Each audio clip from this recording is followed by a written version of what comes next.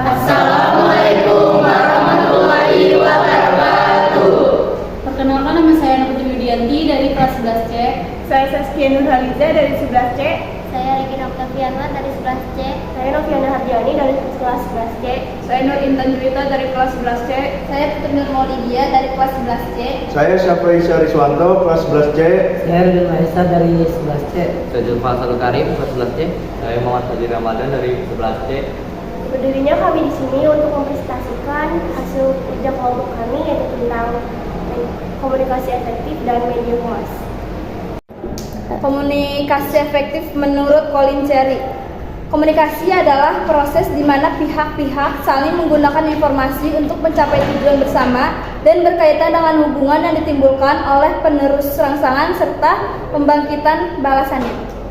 Yang kedua, menurut Kafriev, komunikasi adalah interaksi antar pribadi yang menggunakan sistem simbol verbal dan non-verbal. Sistem ini dapat disosialisasikan dengan cara langsung atau tatap muka atau melalui media lain seperti tulisan.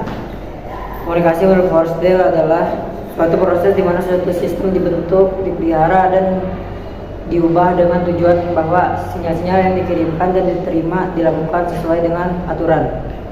Komunikasi menurut Harold Laswell. Komunikasi merupakan gambaran mengenai siapa, berbicara apa, melewati media apa, terhadap siapa, dan apa dampaknya. Komunikasi menurut Gerald Erler, komunikasi terjadi saat satu sumber menyampaikan pesan kepada penerima secara sadar untuk mempengaruhi perilaku mereka. Komunikasi menurut William C. Hemstreet dan Wayne M. Komunikasi adalah suatu proses pertukaran informasi antara individu melalui sistem biasa, baik dengan simbol-simbol, sinyal-sinyal maupun perilaku dan tindakan. Jenis-jenis media humas, media pers. Media ini terdiri dari berbagai macam koran yang beredar di masyarakat, baik yang berskala regional maupun nasional atau bahkan internasional. 2. Audiovisual. Jenis media yang selain mengandung unsur suara juga mengandung unsur gambar yang dapat dilihat, seperti misalnya rekaman video, berbagai ukuran film, slide, suara, dan lainnya. Yang ketiga ada radio. Radio disebut juga sebagai media massa.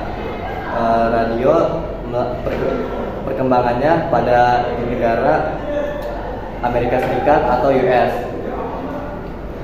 dapat dilihat dengan pengembangan penemuan oleh George Marconi dan oleh Dr. Lee DeForest pada tahun 1906.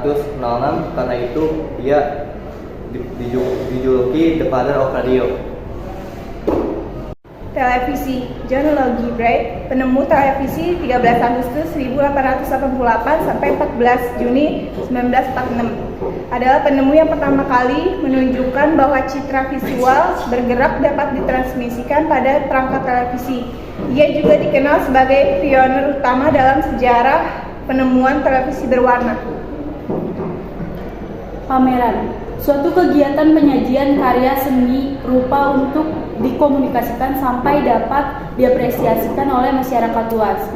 Surat langsung dapat menjadi media yang banyak digunakan sebagai media pemasaran langsung dan terbukti telah berhasil menjual berbagai jenis barang dan jasa kepada pihak konsumen atau bisnis lain. Pesan-pesan lisan, penyampaian pesan publik, relation juga bisa dilakukan melalui komunikasi langsung atau tatap muka.